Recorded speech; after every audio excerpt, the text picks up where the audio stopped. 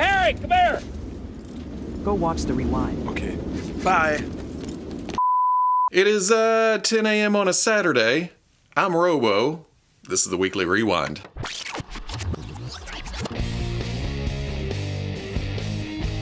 Let's start this week off with another reminder that, yes, Marvel Legends exist. And it has been, hasn't it? It's been every single week so far, I think. A lot of Marvel Legends. We found out about their Logan and Fix-It 2-pack back in December, but this week pre-orders opened, and that means new pretty promos. I don't have a lot more to say than I already did back when the reveals happened. It's an iconic comic book cover brought into plastic life, with Wolverine and Hulk in their Sunday go-to-meetings.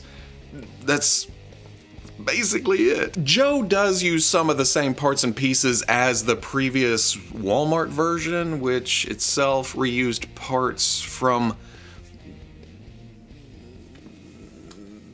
I can't remember. The heads are obviously new, but there's also some tweaks to the jacket torso overlay. The wrinkles are similar, and it has the same one button in, one button out, which I don't know fancy dress. I've never worn a tux in my life, so I don't know if that's proper or whatever, but there's also some other changes. The buttons themselves are plainer, there's no pocket square, the collar seems to have changed shape slightly, and then the pockets are different. Oh yeah, and then of course the bow tie. For Logan, the arms and legs may be reuse from one of the many Wolverines we've gotten in the past, but they are pinless elbows and knees, so I am gravitating towards those being new sculpt. Maybe. I'm not gonna be 100% positive about anything when I talk about action figure parts, because you also have to take the proportions into account. It's Logan, it's Wolverine, it's a shorter, wider stature. So yeah, I'm leaning towards all new parts. Maybe. Don't quote me on that.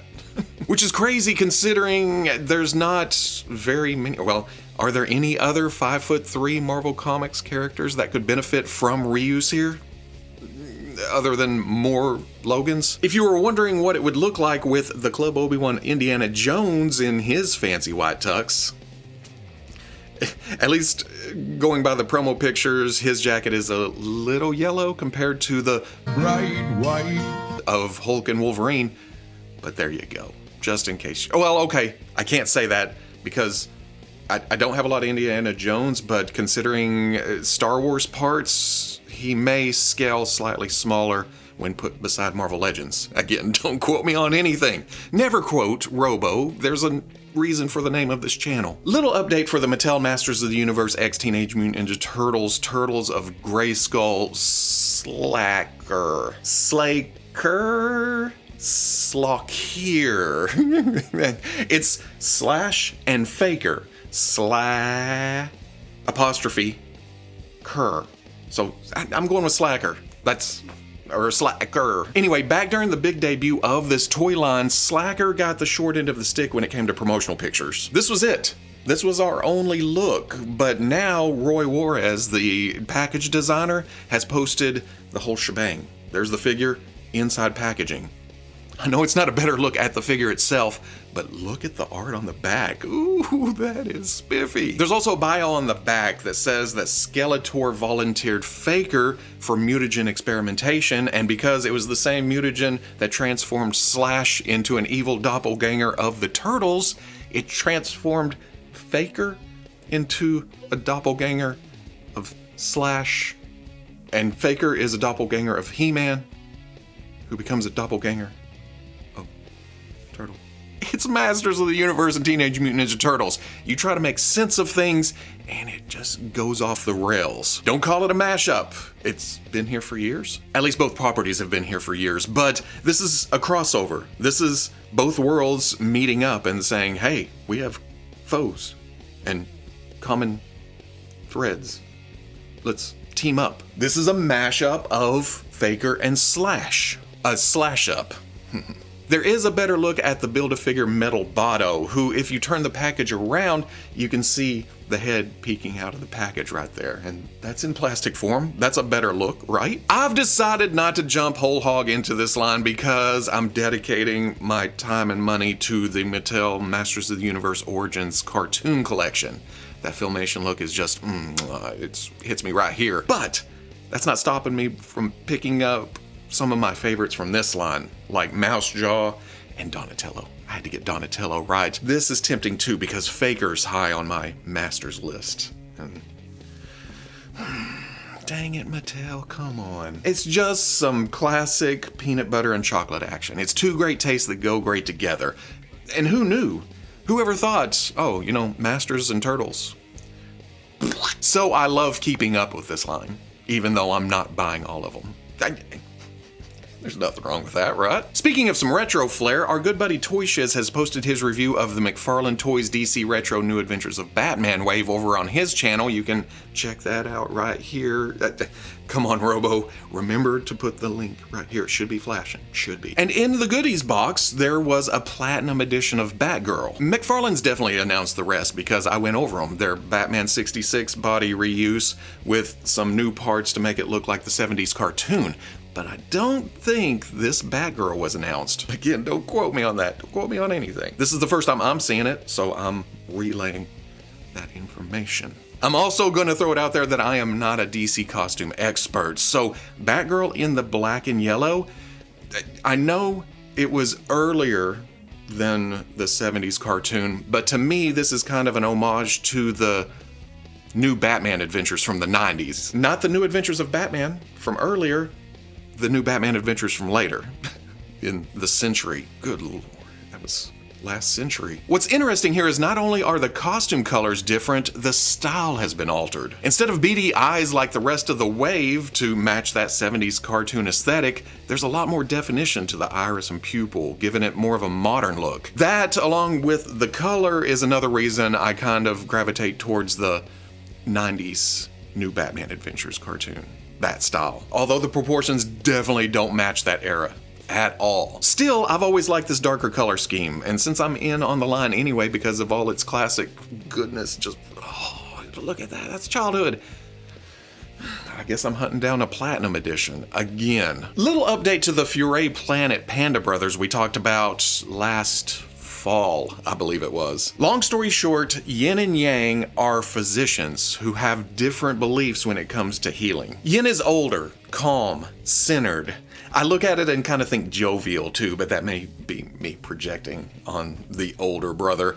While Yang is the young hothead who has a more physical approach. Yin, Yang, even the color scheme works into it. It's so perfect. Plus, they just look like kick-ass action figures. And that's what we're here for, kick-ass action figures. But there are some things I didn't notice on the first go-around. One, Yin has an alternate head that doesn't appear in any of the pictures except this one. And even there, it's unpainted, and trying to zoom in, enhance. I think it's a laughing head. Maybe that's where I'm getting the jovial part. But it also may be kind of a roaring head, maybe. As for Yang, there's actually 3 heads overall. If you buy just the single figure, it comes with 2, calm and roaring. And then the sneering head is a bonus if you buy the 2 figures as a pair. Even though we saw that head in several of the promo pictures when it was first solicited, it's actually part of the bundle. Also listed as a bonus for the bundle is a carp, which I don't see in any of the pictures. But it makes sense because Yin comes with a fishing pole, so throw that in there for him.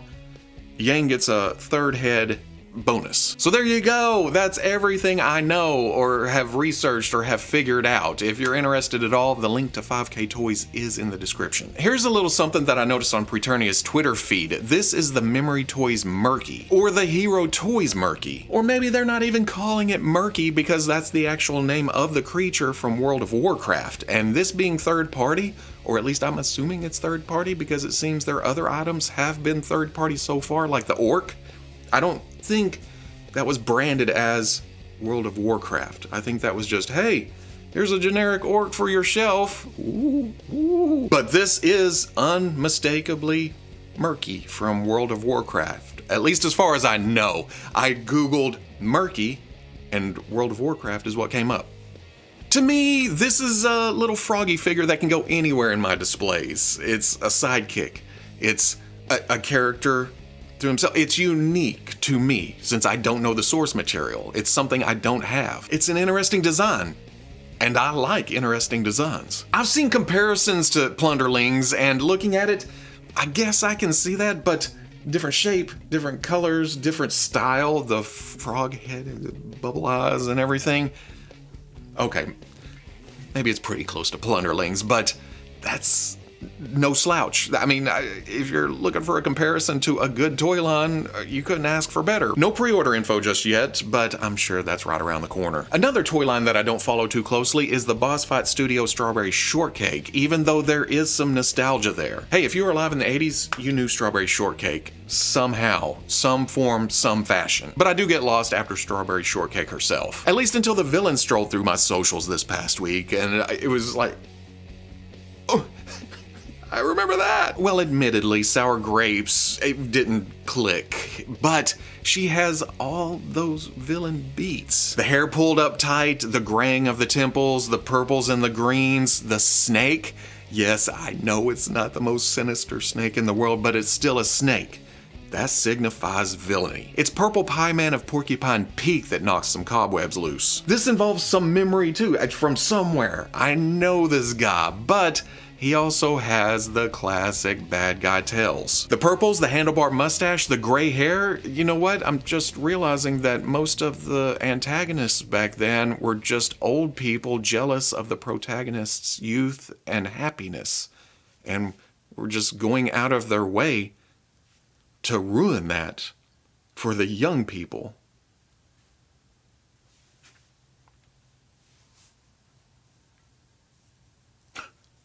Huh. So much makes sense now. I mentioned last week that Mezco's 112 Day was happening as I was recording, and if something cool happened, I'd come back and show it to you. It wasn't as grand as everybody was hoping for, showing off new, unseen things from properties that some of us collect, but they did put up pre-order pages for their exclusive Void Cadet Gomez Red Eye Night Edition and Rumble Society Olumu Rook.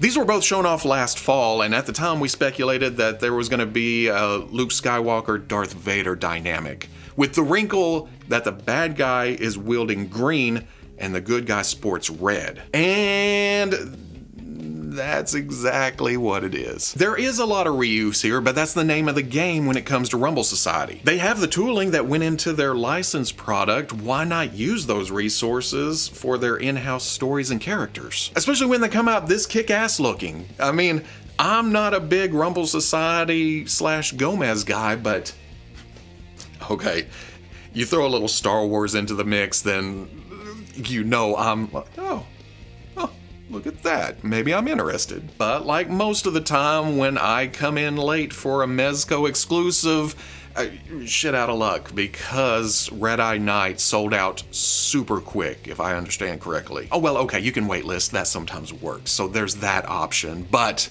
still, you see, sold out?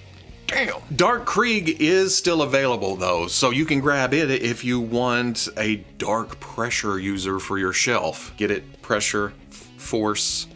Hey, I'm just working with what I got here. Here's Fresh Monkey Fiction with a little teaser for Monster Force Wave 3. Gridiron Studios has been sculpting the weapons for this line, so it only makes sense to see a Gridiron Commando. It even has a spitting image of Commander Gridiron included, so you have an army builder aspect and you have an individual aspect. They say that the rest of the wave will be revealed in the summer during Joe Fest, but they also make sure to mention that Monster Force Wave 1 should be shipping in the spring, in a couple of months. Oh, that's good. Get some plastic into people's hands, build some confidence, get some product out, and then announce more stuff. That's the way to go. Finally, a little bit of news about some news that we already knew about. Do you remember when we talked about the Yolopark Transformers AMK Pro Series Generation Optimus Prime model kit, where it's not really a model kit, it's more of a build-a-figure in a box that you just take the major parts, stick together, and then go to plan. The Optimus that seems to be the perfect counterpart to the Transformers AMK Pro Series Generation 1 Megatron that is getting rave reviews all over the internet. The G1 Prime that has been up for pre-order on Big Bad Toy Store for a couple of months now and is set to release, or at least scheduled to release, in January. This exquisite looking figure right here. Yolopark has finally announced that this is coming soon. It's not actually listed on their own website. They just posted this pretty and said, on its way. Soon. I'm just joking. For the most part, it would be neat to get the rest of the promotional pictures, but at the same time, it's also, there's the possibility that this may release before it's officially solicited. That's Mattel levels of release. Yolopark right up there with the big boys. More than that though, I'm excited for this to get out to people's hands because I want to see Optimus and Megatron side by side. That's what you always look for when it comes to Transformers, especially a newer line. They're gonna release the leaders. What do they look like together? That's the big determining factor in a lot of people's eyes and brains and hearts. And that's all I have for this week. And yes, I know McFarlane Toys is doing some Batman pre-orders today, but I record early on Friday. So hopefully those look good and that goes well. We'll come back around, talk about that next week. And there's gonna be some Star Wars. Oh man, finally, I've been starving for some bread and butter. Hasbro announced their Star Wars fan stream for January 23rd, 11 a.m. Eastern, which is next Tuesday. And since I'm in the Central Time Zone, it'll be 10 a.m. I did do a couple of podcasts this week. I was with Dorklair. That should be posted sometime soon over on his channel. And then I also sat down with Mike Case and Black Series Cantina, and that should be on the Black Series Cantina YouTube channel soon. As always, special thanks to my patrons, just rocking along, showing some behind the scenes stuff. They saw the intro to this way earlier than this posted on YouTube, and also the featured images, some experimentation, some tests, some spins on my new setup, some ASMR table dragon, just whatever. Just throwing stuff at the wall, seeing what works. And you guys are my test group. They keep me in check. They keep me in line. They're like, no, that kind of sucks. And I'm like, oh, yeah, that does kind of suck. I'll try it a different way. Also, special thanks to Big Bad Toy Store who sponsored some recent videos. I've got a couple of other things coming up. I got the Masters of the Universe Origins cartoon collection Man-at-Arms from them, so I'm gonna... when was the last time I did a He-Man review? It's been a while, but this line is just singing to me. I guess I could show it even though the blue is probably gonna mess with the back, but man, they're just updated versions of what I had as a kid in the style that I wanted back then. You know, you see the cartoon and look at the toys and there was a change, an aesthetic. But you give me what I see in the cartoon and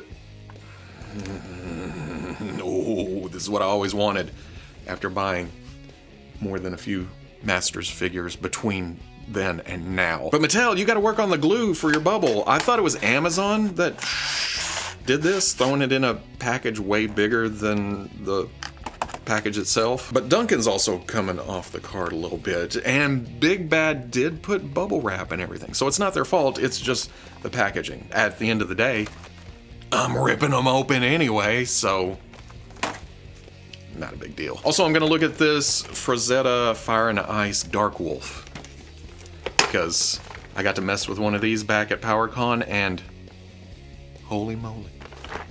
Oh, gonna get to that next week too. Okay, bye!